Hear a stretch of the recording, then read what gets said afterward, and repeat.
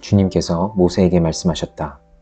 보아라, 내가 유다 지파 사람 훌의 손자요 우리의 아들인 브살레를 지명하여 불러서 그에게 하나님의 영을 채워주어 지혜와 총명과 지식과 온갖 기술을 갖추게 하겠다. 그가 여러 가지를 생각하여 그 생각한 것을 금과 은과 노스로 만들게 하고 온갖 기술을 발휘하여 보석을 깎아내는 일과 나무를 조각하는 일을 하게 하겠다.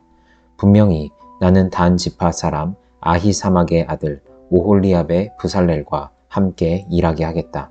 그리고 기술 있는 모든 사람에게 지혜를 더하여 그들이 내가 너에게 명한 모든 것을 만들게 하겠다.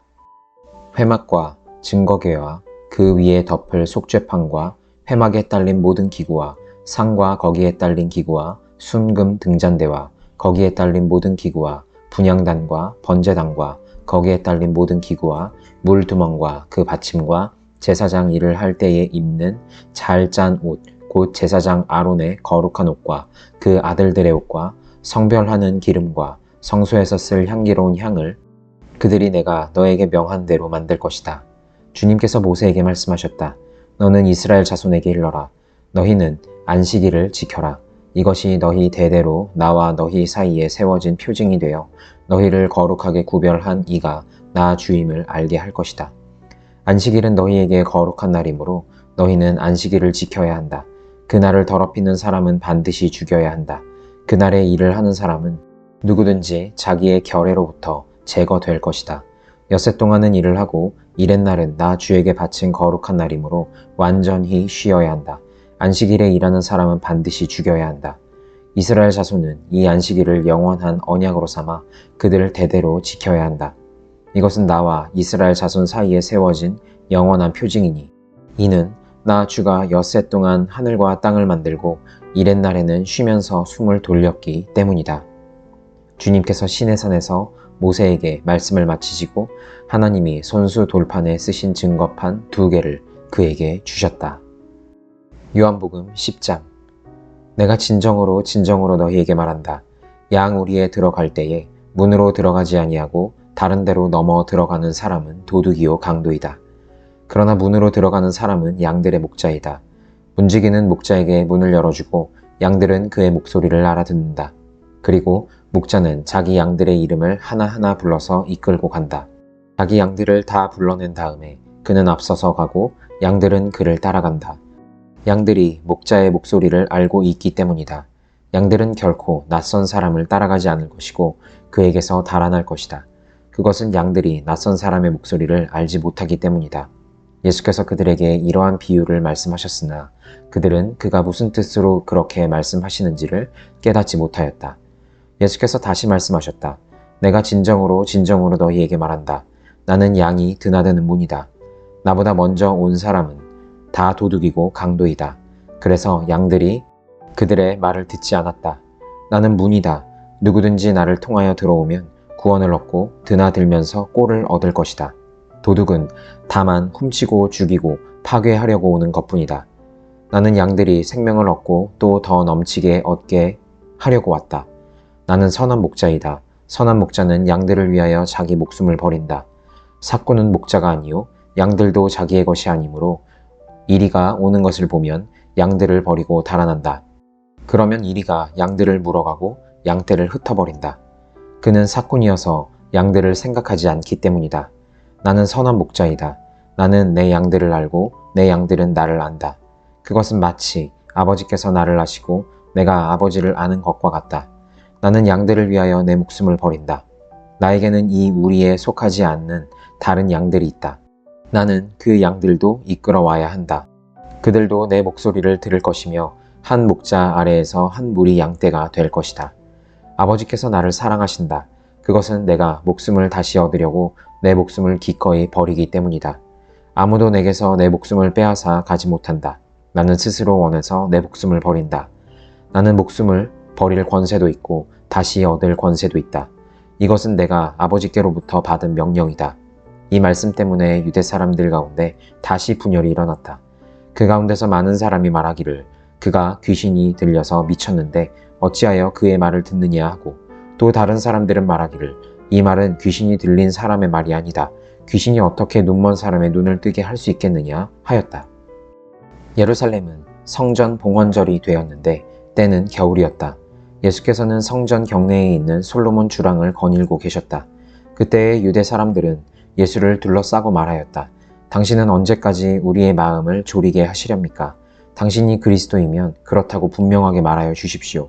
예수께서 그들에게 대답하셨다. 내가 너희에게 이미 말하였는데도 너희가 믿지 않는다. 내가 내 아버지의 이름으로 하는 그 일들이 곧 나를 증언해 준다.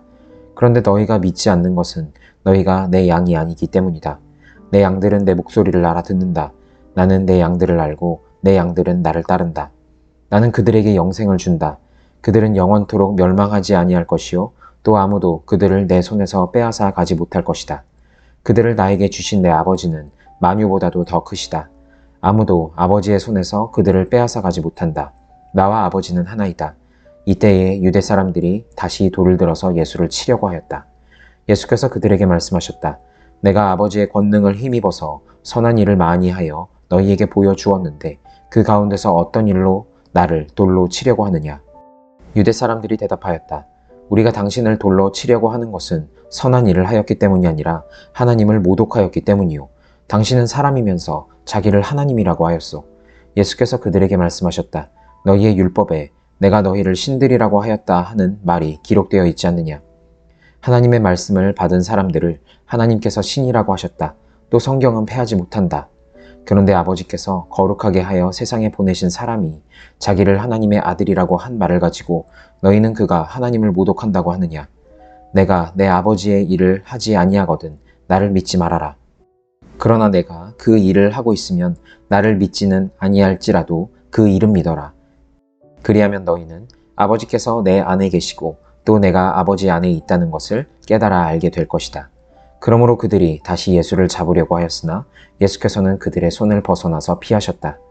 예수께서 다시 요단강 건너쪽 요한이 처음에 세례를 주던 곳으로 가서 거기에 머무르셨다. 많은 사람이 그에게로 왔다. 그들은 이렇게 말하였다. 요한은 표징을 하나도 행하지 않았으나 요한이 이 사람을 두고 한 말은 모두 참되다. 그곳에서 많은 사람이 예수를 믿었다. 잠언 7장. 아이들아, 내 말을 지키고 내 명령을 너의 마음속 깊이 간직하여라. 내 명령을 지켜서 잘 살고 내 교훈을 너의 눈동자를 보호하듯 지켜라. 그것을 너의 손가락에 메고 내 마음속 깊이 새겨두어라. 지혜에게는 너는 내 누이라고 말하고 명철에게는 너는 내 친구라고 불러라. 그러면 그것이 너를 음행하는 여자로부터 지켜주고 달콤한 말로 호리는 외간 여자로부터 지켜줄 것이다. 나는 나의 집 창가에서 창살문으로 내다보다가 어수룩한 젊은이들 가운데 지혜 없는 젊은이가 있는 것을 보았다. 그는 거리를 지나 골목 모퉁이로 가까이 가서 그 여자의 집으로 가는 길로 발걸음을 옮겼다. 저녁이 되어 땅거미가 지고 밤이 되어 어두워진 때였다. 한 여자가 창녀 옷을 입고서 교활한 마음을 품고 그에게 다가갔다.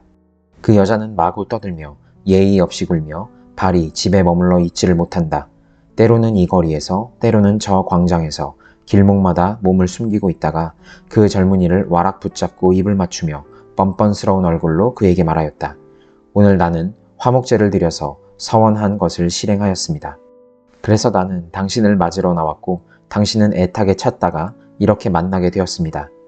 내 침대에는 요도 깔아놓았고 이집트에서 만든 문이 있는 이불도 펴놓았습니다. 누울 자리에는 몰약과 침향과 육개향을 뿌려 두었습니다.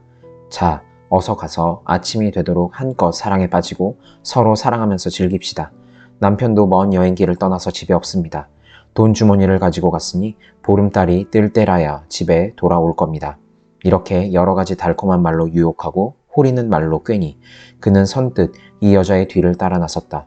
마치 도살장으로 끌려가는 소와도 같고 올가미에 채이러가는 어리석은 사람과도 같다. 마치 자기 목숨을 잃는 줄도 모르고 그물 속으로 쏜살같이 날아드는 새와 같으니 마침내 화살이 그의 간을 꿰뚫을 것이다. 아이들아, 이제 너희는 나의 말을 잘 들어라. 내가 하는 말을 명심하여라.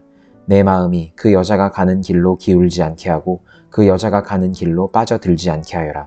그 여자에게 상처를 입고 쓰러진 사람이 많고 그 여자 때문에 죽은 남자도 헤아릴 수 없이 많다.